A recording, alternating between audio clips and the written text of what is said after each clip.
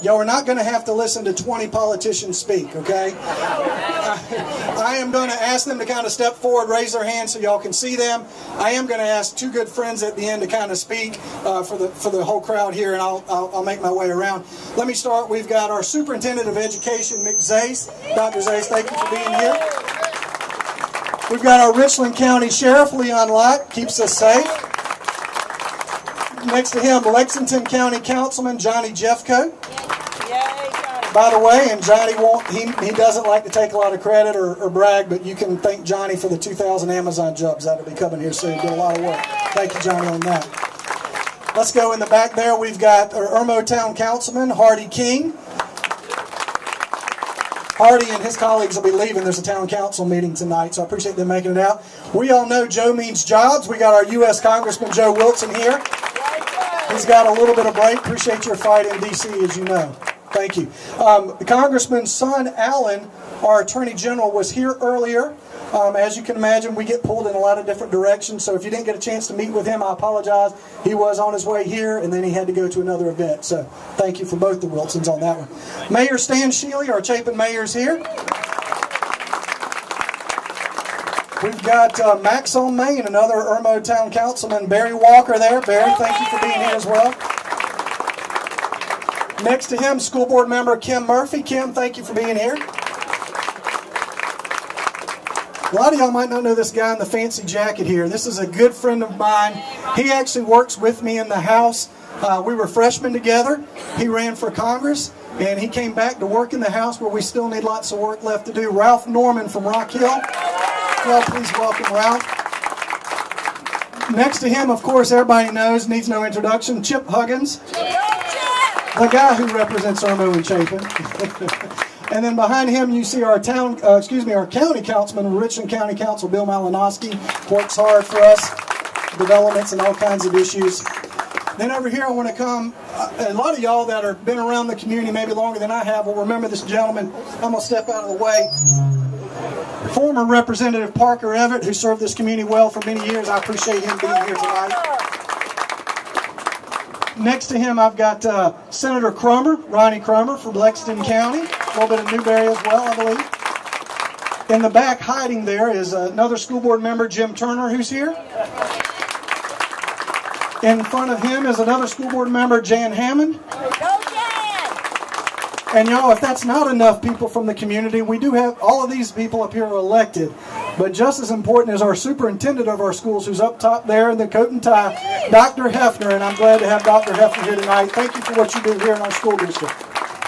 All righty, before we go to prayer, I want to introduce our senator, a gentleman I've worked with for a long time who counsels me, gives me a lot of advice before I make mistakes. He'll say, Nathan, let's talk about this and let's make sure we're on the same team. I'm going to let him say a few words. If you would, please welcome Senator John Corson. I want to be brief. First thing I want to say is that Nathan Ballentine is a prophet. 2 years ago, Nathan Ballentine introduced Nikki Haley here at his event, Desmates in the South Carolina House, as the next governor of South Carolina. I don't know how many of us believe that, but it's true. And, Governor, delighted to have you back, and you are truly a sage. Let me make a prediction.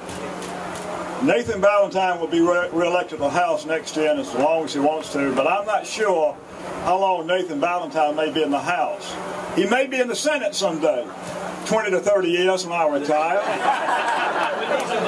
He may be in Congress. Congressman Wilson's getting some years on him. Joe didn't mean that. He may be governor of South Carolina. Madam Vice President.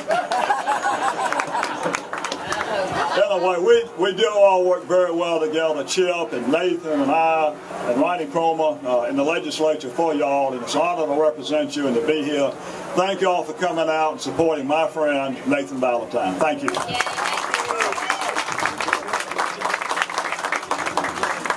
All righty, and as you heard the senator mention, for 6 years I sat next to this lady. We've been through many battles together. A lot of times people wouldn't give us a chance to get something done, and we certainly did, and I think she shocked a lot of people, and it just shows you that hard work pays off. It is my honor this year to introduce you to my good friend, the governor of the state of South Carolina, Nikki Haley.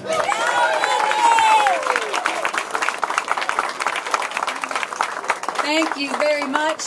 I'm going to ask the crowd up top to come on over a little bit closer. Nathan's going, oh God, I can't believe she did that. Okay, so this is what I need you to understand, is when Nathan and I were in the House, it's easy to make those easy votes. It's very tough to fight those hard challenges. Y'all saw us fight them on several different measures, but what these meetings are all about, when you get together to support Nathan, is to let him know that we appreciate his fight, we appreciate his sacrifice, and we want him to hear it. So what I'm going to tell you is I'm going to tell you that we are about results in the Haley administration, and these are all the ways that Nathan has helped us do it. So when I tell you these, you've got to yell really loud and thank him, because this may be the only time that he actually hears it. So when we were going through, thank you, they got quiet up there. Okay, so if you want to know about results in South Carolina, we now have every legislative vote on the record, including every section of the budget, and we can see the spending habits. That's because of Nathan Ballentine.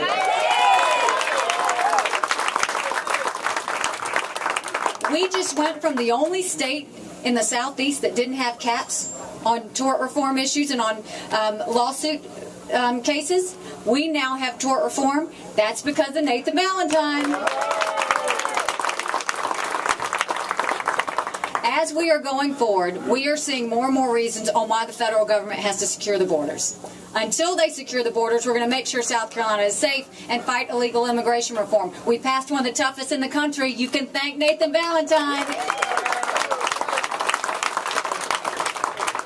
And guess what? We no longer have dead people voting in South Carolina. We've got voter ID. We now have to show picture ID. We show it to buy Sudafed. We show it to get on a plane. Now you show it to protect the one thing we want to protect, and that's voter integrity. That's because of Nathan Ballentine. So there's a whole host of things like that that he has done. And what I want you to know is your support means something. When he makes these tough decisions, please have his back. When you give and you contribute to his campaign, it's showing him that you care, and it's showing him that you support what you do. I thank you for coming today. He's a fighter for me in the Haley administration. We need more of them. I'm going to praise all the ones that do the right thing. But today is all about Nathan Ballentine, and he could not do it and would not do it without the help of Karen Ballentine. Where is Karen? Go, Karen! She is a rock star, and I know that she yells at him when he messes up, but she also supports him when he makes the tough decisions, so we appreciate that. Thank you for your support. Thank you for your time. Thank you, Nathan. You're an awesome friend. But he's a great conservative for South Carolina. Thank you very much.